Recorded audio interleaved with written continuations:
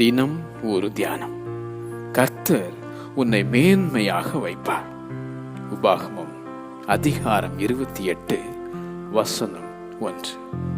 அவர் சத்தத்திற்கு உண்மையாய் செவி கொடுப்பாயானால் உன் தேவனாகிய கர்த்தர் பூமியில் உள்ள சகல ஜாதிகளிலும் உன்னை மேன்மையாக வைப்பார்.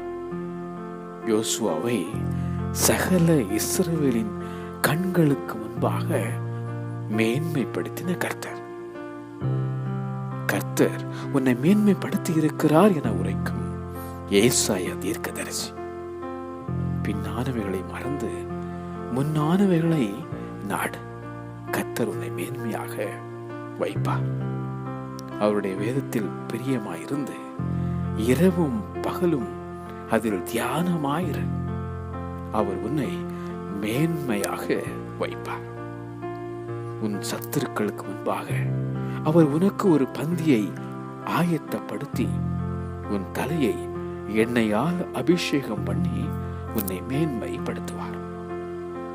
கையிடும் வேளையில் ஆசீர்வாதமும் களங்களில் நிரம்பிடும் தானியமும் நிறைவான நன்மை உண்டாக கர்த்தர் உன்னை மேன்மையாக வைப்பார். கர்த்தர் உன்னை மேன்மையாக வைப்பார். ஆமென்.